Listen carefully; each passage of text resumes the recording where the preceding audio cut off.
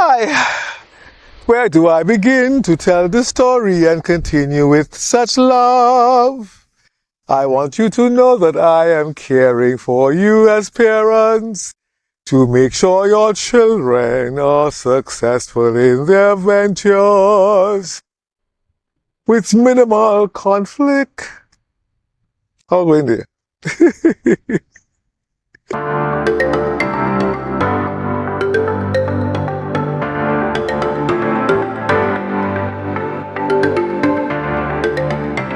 Well, it's good to be back here. And I know where to begin, actually. I know where we left off. We left off talking about the child and understanding the issue of conflict and trauma. I want to cap off here in terms of just the trauma and this whole dimension of violence and preventing and seeing how the transition from home to school to eventually to higher education and or would have worked, how that pertains to us and how we overcome and how we could help our society minimize the crime and violence from the foundation. Not trying to get elderly men, middle-aged or teenagers trying to get their minds, but we have to, what if you are in that early childhood learning thing and you are an early parent, you're game for this.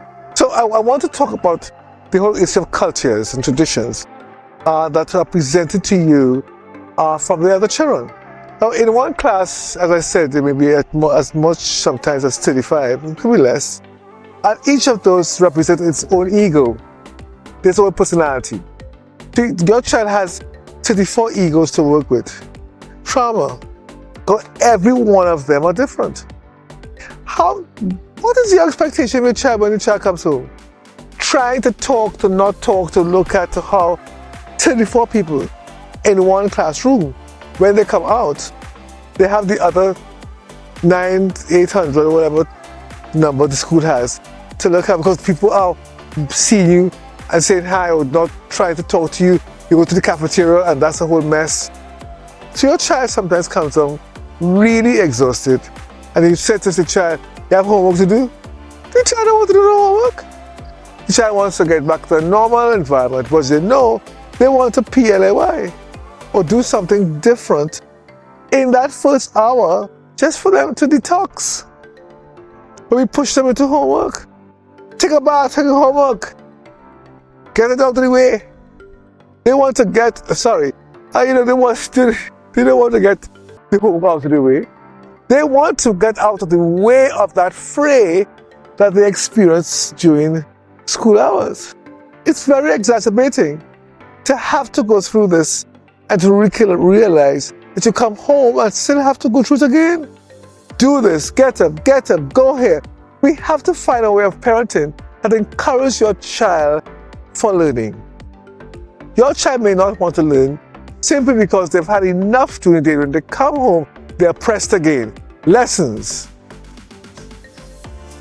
You leave school, you go to lessons, you come home, you have to go to do homework. And sometimes you have homework from lessons. But yet you want the child to be normal and sociable. The child is having problems with the psychosocial components. And some people may not be sociable. And I say people, let's say that your children may not grow sociable because they haven't had the practice. Let's see how we can work with them, to engage them, to understand the differences and understand how to work outside of this institution and not to bring it home to them. We hear that you don't want to bring work home. If your spouse or somebody brings home work, hey, what to me, you're spending time with me. But they have work all day. You bring, and they come home and you bring work again. Now, I'm not denying the need for revisions, the need for extra study, for reading, but we ought not to impose it on them as if it's a must and they cannot do anything else but read, write, and do homework. There is the need for playing some games. looking at a show maybe, taking them to dinner, taking them for a walk. Let's go to the beach, swim, if there's one near you. For some of us, it's very far. But I want you to get the idea of how to engage your children so that they will not see schoolwork as laborious. That's why at the university level, the higher education level, there's so many failures. Because by the time they reach up there, they're tired of learning. And you want them to get a first-class honors. Hey, there needs to be social life. That's why a lot of you parents are upset when your child, you realize your child going clubbing or your child going to a party when they're supposed to be on hall study. No, they want to breathe. This class is whole day, exams are coming up, pressure, trauma. So let's see how we can minimize that. So let's have some ideas here. As I said earlier, I give you some patterns of how to work it, a TV show or this. But the first thing is for you to agree that they need a psychosocial component in their lives. They need to return to that place where they call home, where it's love and play, eating and drinking, and doing things according to when I want to do it, with a family context, a family structure. Let's see if we can try that. Secondly, let's see if we can teach them how to interpret rules, which you will call morals, which we could call belief systems. So what does this household believe? We do things this way. We don't do that. We don't go here. We don't speak that way. We don't. Still, there are things that you want to establish as norms. And that's fine, because each household wants to have its own peculiarity. As you know, the school wants to have its own peculiarity. They have their own niche. You want to have yours too. But yours come first. You carry your child to school to bring some life to that school, to bring some dimension to that school. But alas, the school impacts your child more and the child loses what's happening at home. So let's see if we can sit down and tell your children what's expected of them at home. What kind of cultures you want to establish in belief systems that we have. The third thing is how to introduce them to neighbors and community. What does that mean? See, when we look for neighbors, we are engaging as of children. If we had neighbors when they were children, or even in primary school, they would have had a better orientation of how to mix with people who are different, because neighbors are different. Even though they're next door, they yet have different policies with different, here we're using the word policies, different cultures, different morals, different values. And so it's important for you to get your children into some community activity so they can meet people who live nearby and yet are different. So when they go out to school and meeting people who are strangers, they learn how to do that. So let's see if we can find that out. How about relatives? Let them see how their relatives work. They're also different. They don't live in your house. Even though they call auntie and uncle and granny and grandpa, they don't live in your house. And they're different to what you live, even though you've come from them. But now you are establishing your own, that's called by your name, having your own home with your own family. You need to just establish that kind of, control to let them learn how to grow and how to develop the psychosocial components. So you have family, relatives, I should say use the word relatives, you have communities, you have your own house. And then you take them nationally and drive around your villages, drive your towns, into your main capitals. Look at statues, look at memorial parks, governmental buildings, find the history, go shopping. Get a broader view of people coming from all over the country into one mall or one shopping area. That's just educational. That's the kind of spontaneity you want. That's the kind of spontaneity you need. And it's important for you to have these outings. And then you have your own social dimension of looking at how you are working, going to the beach, going to the park, going to the zoo. When do you do this? And it's important for you to have that kind of orientation. so that you could understand your child understands you, and your child is learning from within to without. The child is understanding the dimensions of difference in terms of people's language, people's tastes, people's cultures, people's traditions, people's religions. And so that when you go to school and meet Tooth Moon, you're not afraid, you're not affronted, you're not feeling, my gosh, what's happening here? What is it? They have an understanding and a knowledge of. And those things are very important for you in terms of how you do and where you go. Oh yes, I know you are going to ask the question, when are we going to do this? Because parents are out to getting money. So your child is home, either with a housekeeper or sitter or by granny or home alone. And you come in at 6, 7, maybe walk home with some takeaway food or come home to scrap with something, and your objective then is to find out if they again did homework, if they have schoolwork, if they study. No, you have to come home and get ready to hear what they have to say and help them bring that into an understanding of how to live what they're saying. Time. You have to make time. You have to decide that your life is not the only priority within the home. The children's too. I earmarked the first Saturday in every month. Whatever you're doing, no lessons, no nothing. It's family day. From morning to night. Go by the river, teach them how to light a fire. Do what we call chokers here. Fry and roast vegetables and mash it up with some garlic. Cook a pot of pella or something on the fire for lunch. Go out and dine somewhere in the evening. Keep the family together. You have to make it. Nobody's putting no assignment or any engagement on that day for anybody. And I want you to know that has worked well for me. One of the other things too is sitting down at the table and having dinner together.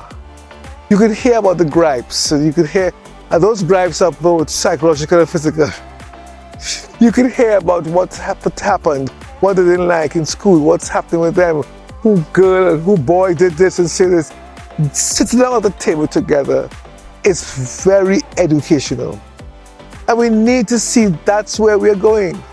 You see, the word education, we have trapped it, or it has trapped us into it being institutionalized. The only institution we want to look at here that is important as a ground level, at the ground level, and also ground base, is the home. We can't blame the school.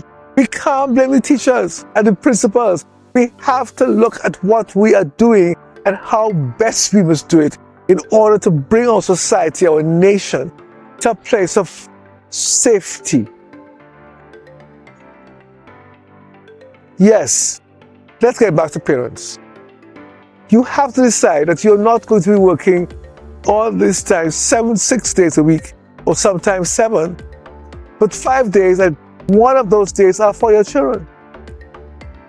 Saturday evenings, Friday evenings, some days Sunday evenings or mornings, whatever you want to do, you got to set aside time.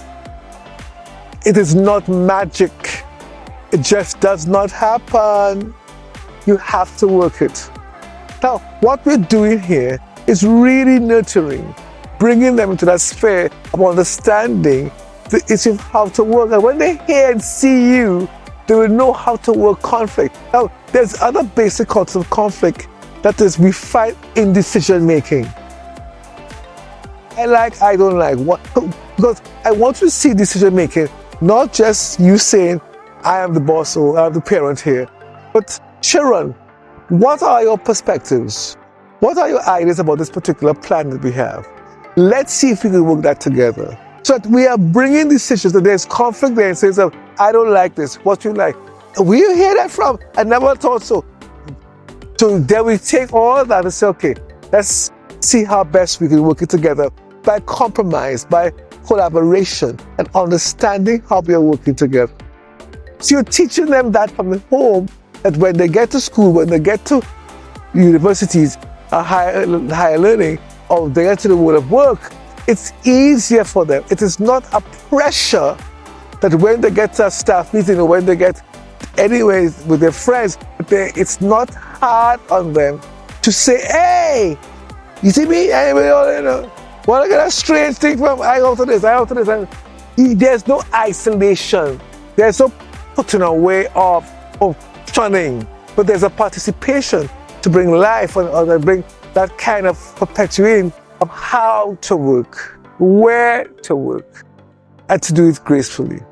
So you're looking at development for the child that is going to take the child into its adult life and bring that type of balance so that when they make decisions about their own family, whether it's choosing a mate and having children and buying land or establishing assets, what it is that we are talking about.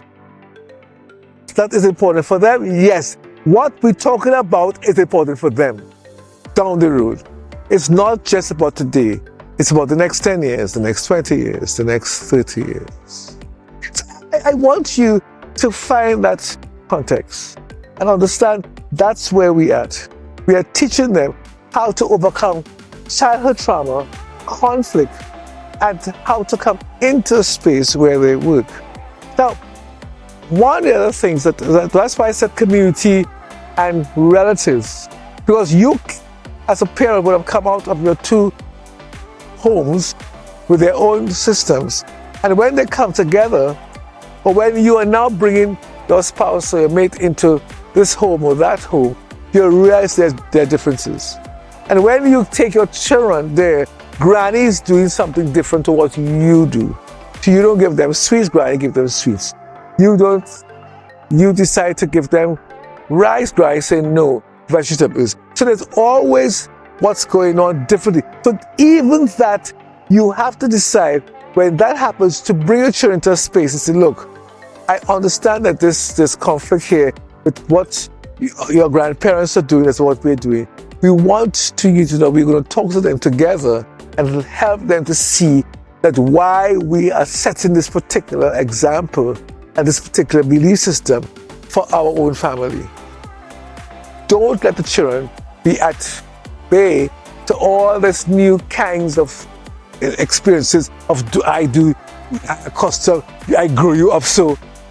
Fine. We like how you grow us up, but now we are growing our children differently. We have different values for ourselves. So that when we come to school now and we hear about the teacher having different values and systems, we know how to handle that. The children is more aware and you are more aware. So if you're called in or if you go to PTA meetings, you know how to share and how to build, how to establish where we're going. Are we working on that? Are we understanding the value of where we're going and how we're doing this? And I want to really insist as you got further into your life, because every day, 24 hours comes and goes. So by the time you think, oh, we will do it one day, not right now. They are being affected right now. They are being affected every day. And the longer we stay to establish these precepts and policies and systems within our homes, the more you are going to be creating the aggravation, the exacerbation, and the negativity within your child's minds. And then one day, there's an overload and there's an explosion. You say, oh my gosh, where does this come from? Hi. We need to stop, take a breath, understand that once we have these children, there's something called parenting. Don't take it for granted. So let's see how we can best continue and to work out our lives and get this transition from self-instruction to institutional instruction. We still have to remember that self-instruction that comes from the home is so valuable. It does not die. We can't lose it. That child still remembers when I was 3, when I was 4, when I was 5, this happened. I was free to do this. I jumped, I laughed, I swing.